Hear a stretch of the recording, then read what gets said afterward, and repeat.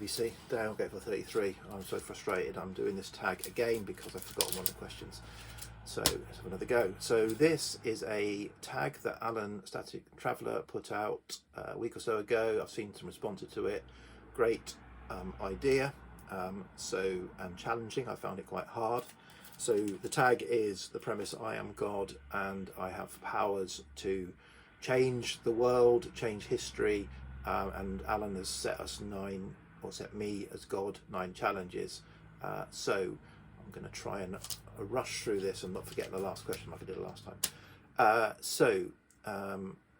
Add, remove track from an album. So this album, I'm removing a track not because I don't like the track, but because the track sort of, I think, doesn't fit with the flow of the album for me. So I'm talking about the Simondes self-titled album, which is a wonderful 1972 blend of sort of African and Afro-Caribbean music. It's, is it funk, soul, psych, reggae, dub, all blended together, and it creates a wonderful, chilling, calming feel.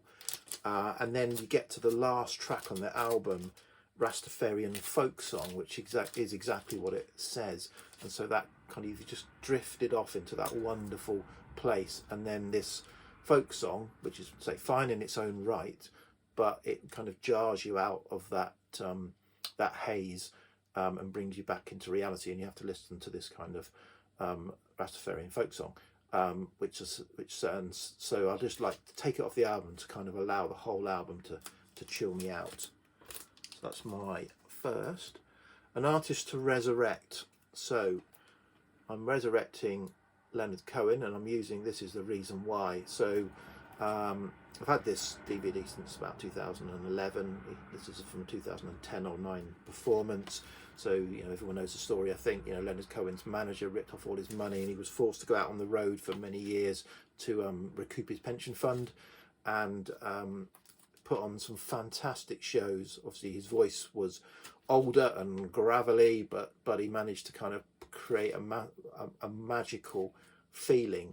And even watching a DVD, which doesn't always give you that feeling, it created a wonderful. Myself and my wife watched this, and I said, next time he's around, we'll go and see him.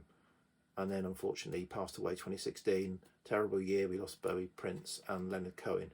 And so I'd like to bring him back, obviously, so he can continue to make music and be alive, but also so that I got the chance to go and see him live with my wife. Okay, records to obliterate that you own. So 1987, I got my first CD player. I drank the CD Kool-Aid and continued to buy CDs until about 2011, when I kind of got into vinyl and all this happened. So I was living abroad, and I bought my first CD player, and I wanted to buy some CDs to start to listen to this wonderful new medium. And I went to a local sort of small department store that had a carousel, because in those days CDs were all sort of sealed on with little hooks, and they hooked onto a carousel, and went through it, about 30-40 CDs on it. There was nothing I really wanted, but I was determined to buy a CD to experience this new wonderful sound. So I bought this CD, and I continued to go back to that department. So I don't know why. What was I thinking? Why didn't I look broadly, go to a record shop, something like that? I don't know.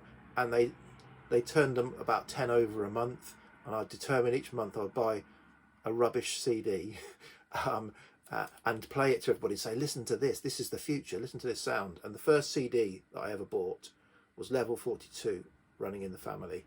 And I think the second CD I bought was Fleetwood Mac's Tango in the Night.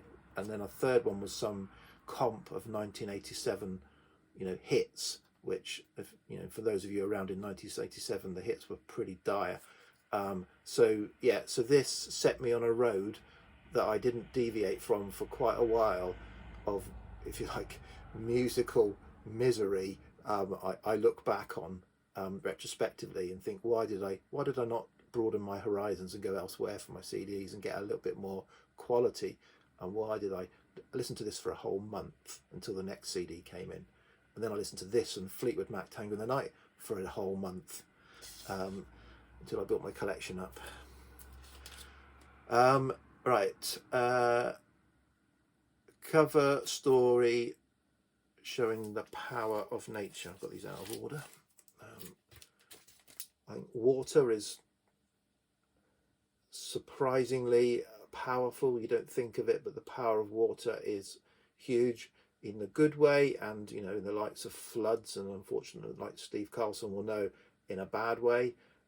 So yeah, you kind of the force of water, the power of water. It's most of the planet. So there's the Handsome Family's Singing Bones album with waves crashing against rocks. Frankenstein, three musicians. So I've said in the past, so Sandy Denny is a top 3 female singer for me, and I've said though she's never made a great solo album. She never made a great solo album. She's made albums that have got absolutely great, fantastic songs on them, but aren't back to front 5-star albums. So I'd need to resurrect her from the dead, because unfortunately she passed far too young. And then I would need to give her, by Frankensteining some songwriting, or more songwriting. I mean, she wrote some great songs, but some more songwriting ability. And I felt she was at her greatest in 1969 when she was fronting Fairport Convention for the 3 albums that they put out that year. So I would bring back Richard Thompson to be part of her, so that she would have that vibe and be able to create a great solo album as Sandy Denny, the Frankenstein. Just checking I've answered these questions. Obliterate, cover, yeah.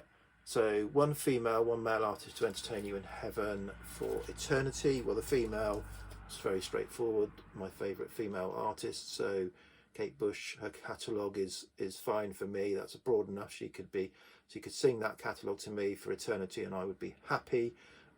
Perhaps, and happy to be in heaven with her, and maybe find out a bit more about her, because she's a very guarded person. Although I've read books about her, I don't feel I know everything about her, or more, much about her. And perhaps also, if she was stuck in heaven with me until eternity, she may create some new material as well, which would be nice. The male artist was a bit more of a struggle, and so I've gone with an artist that's perhaps got a breadth of styles, from his earlier punkier style through to now his much more reflective and beautiful melancholic style. So I've gone with Nick Cave from Nick Cave and the Bad Seeds as my male choice. One of the deadly sins. Okay, so I'm not a religious person, so if what I'm going to say now kind of impacts on anyone's religious beliefs, I apologise. But yeah, I'm not a particularly religious person, and so obviously I'm aware of the 7 deadly sins. Alan chose lust, and lots of people have chosen lust, and lust I think is fairly straightforward, but I thought I won't choose lust. I'll look at one of the others, and so I went on to the definitive source, Wikipedia, and looked up the 7 deadly sins. When I started to read them, I thought these are ambiguous and unclear, and I don't understand, and they seem to be, what's the difference between lust in some cases and gluttony and greed? They seem the same if you read different definitions. And you know me, I like my lists, I like my logic, I like my algorithms. If I was religious and I was living by the 7 deadly sins, the rules of the 7 deadly sins, I'd struggle, because I wouldn't, to be honest, know if I'd broken one or not. So I have chosen one that isn't lust, he says. Okay, I've gone with this. This is not lust. This is gluttony. Gluttony, depending on which definition you read, is overindulgence to the point of waste, which is your eyes are too big for your belly, or you've bitten off more than you can chew. And so I think with the bangles there, I will definitely have bitten off more than I can chew. And no offence to anyone from a kind of misogynist point of view on that. Light-hearted. Right, next one. An artist you would consign to hell for all eternity for crimes against music or whatever. I don't think Alan said that, but I'll say that.